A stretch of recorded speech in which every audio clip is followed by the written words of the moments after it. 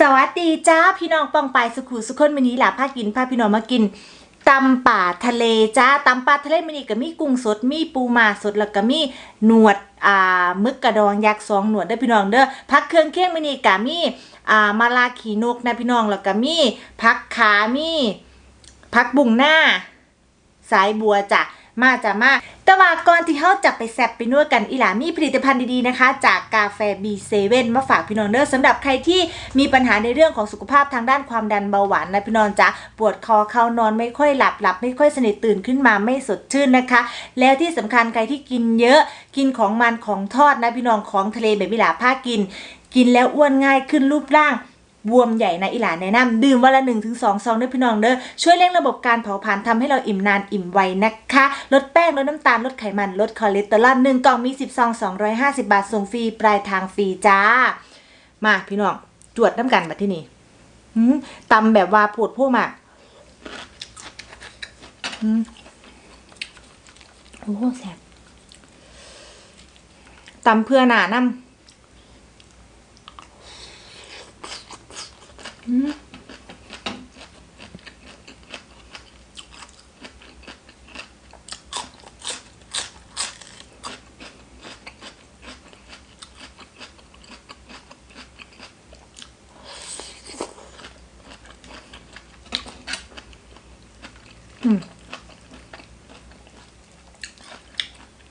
เมื่อเสร็จจ้ะ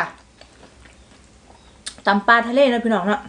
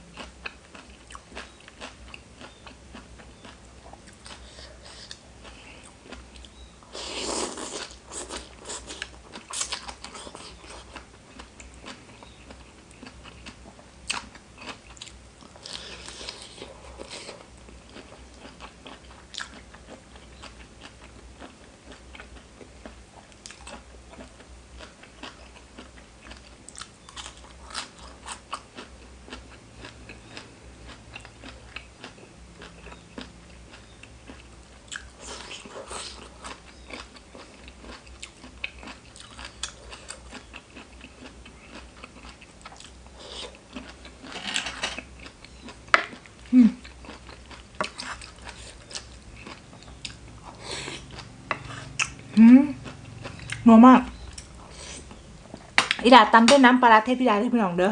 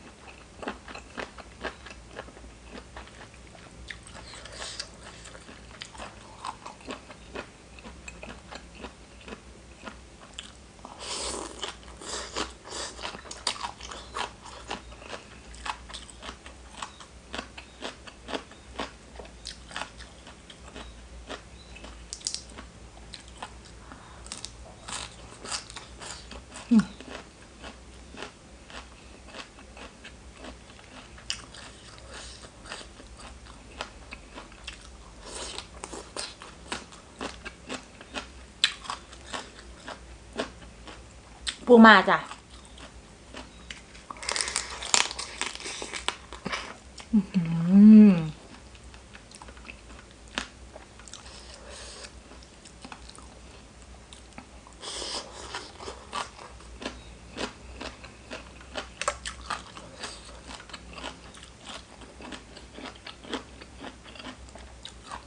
นี่หน่อย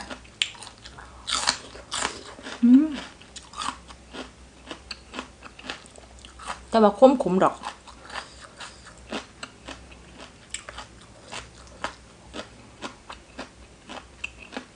อันนี้ล่ะซื้อเอาจ้ะอันนี้ก็ซื้อเอา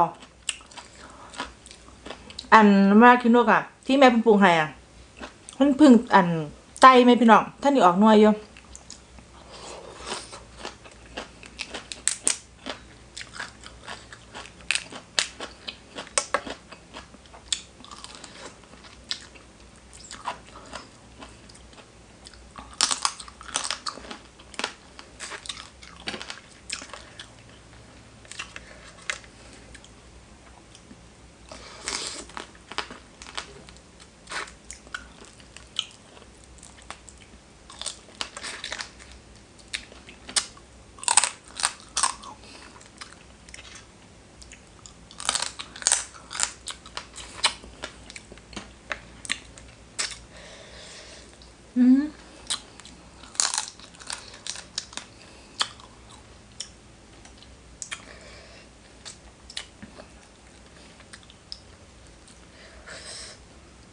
ของมักเลยจ้ะนี่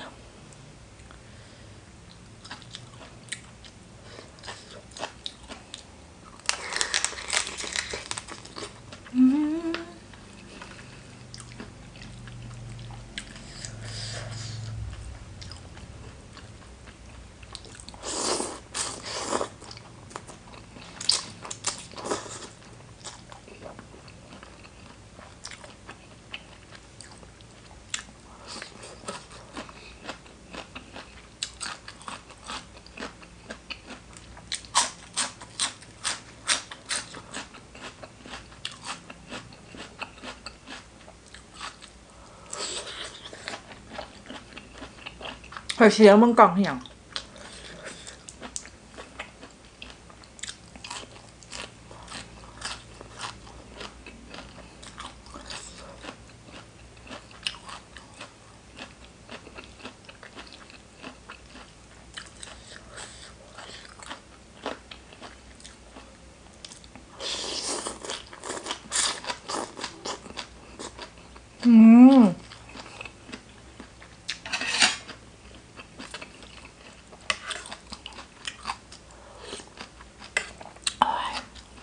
หน่วยแห้ง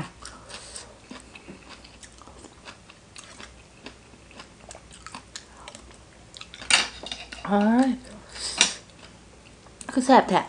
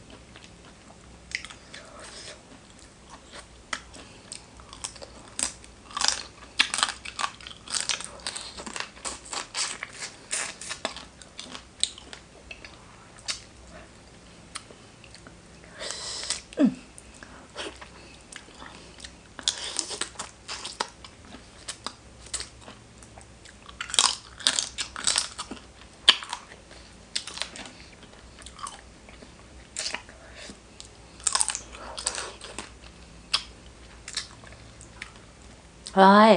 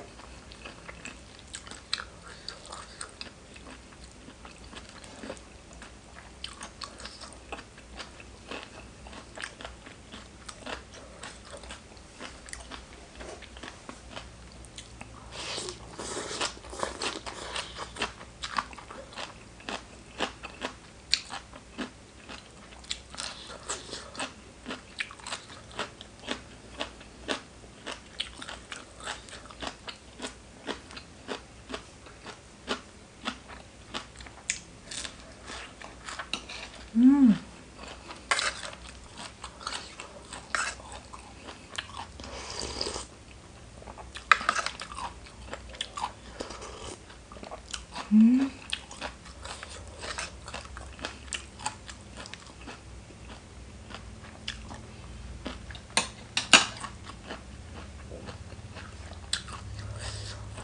เม็ดกะทิไม่พร้อม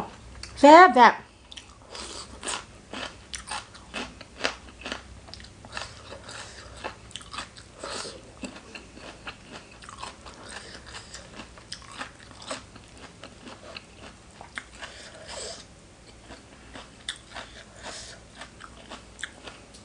ลายลวกผักบุ้งใส่น้ำนี่พี่น้อง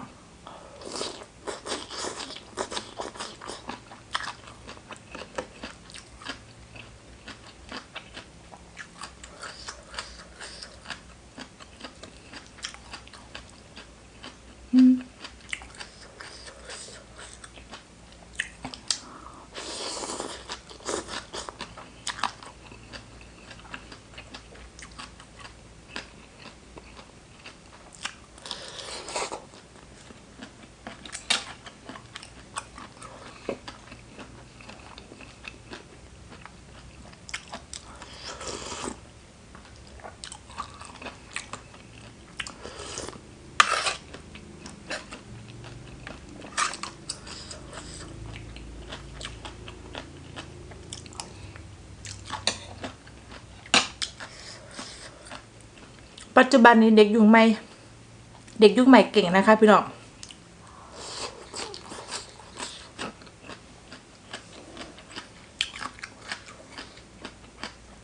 บางสิ่งบางอย่างคนรุ่นเก่าก็เฮ็ดบ่เป็นแต่กับบางสิ่งบางอย่างคนรุ่นใหม่ก็เฮ็ดบ่เป็นรุ่นเก่ารุ่นใหม่ต้องบวกกันเด้อพี่น้อง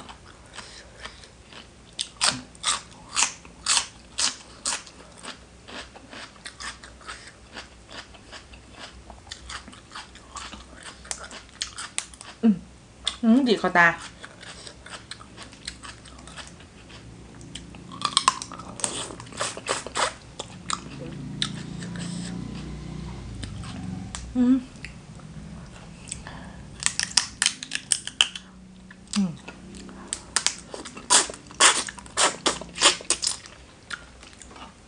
กัดอีกทางหนึ่งแปดออกหนวดใหญ่มาก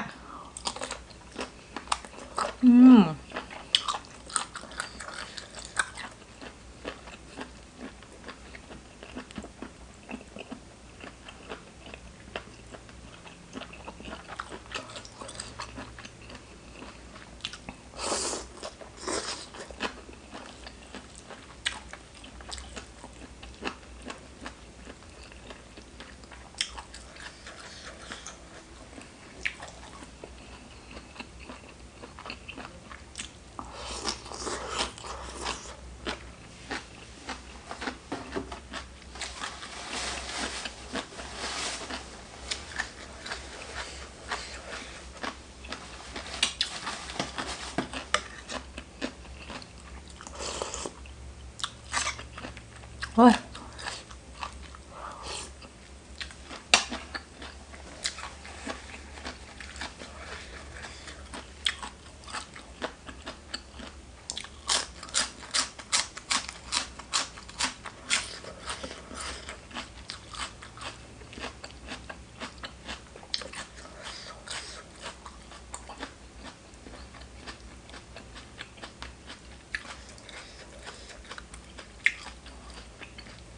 กุ้งใส่พอดีจ้ะ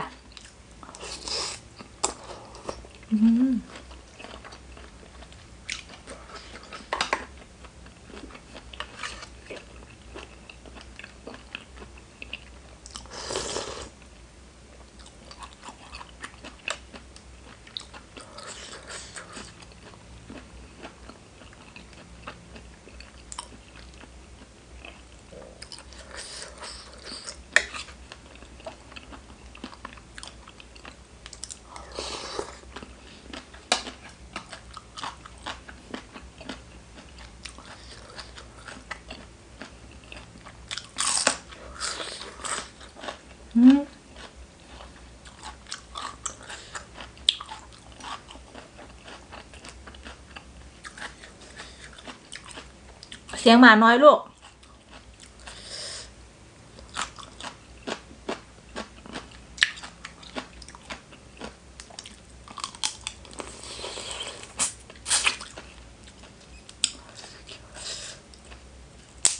โอ้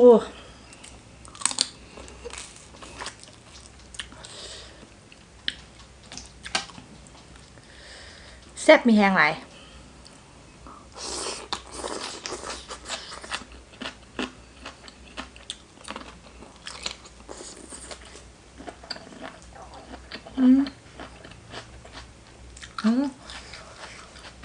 หล่นปาก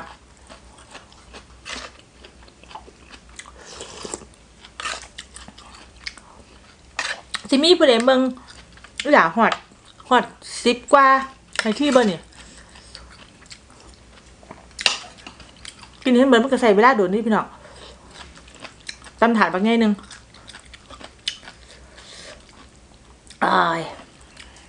สู้ตาย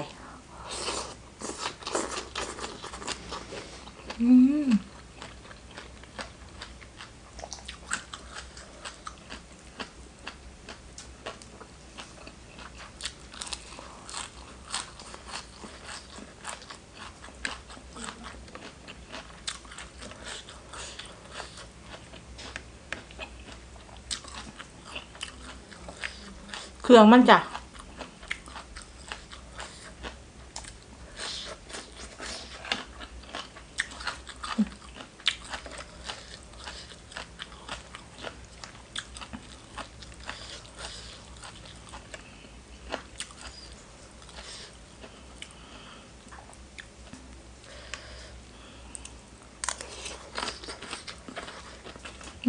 นี่กุ้งโอ้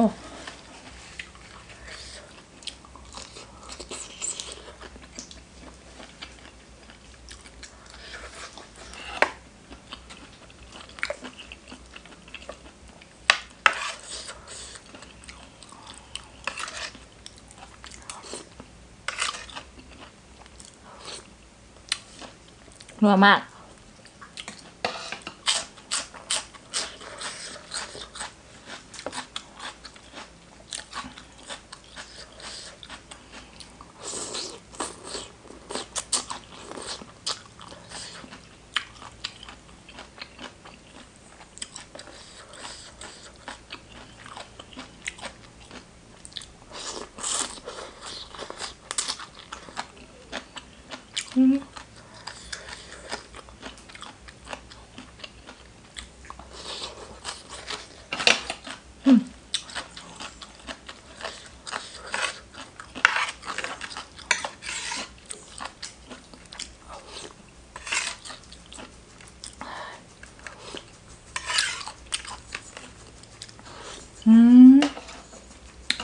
ยกนิ้วให้ได้พี่น้อง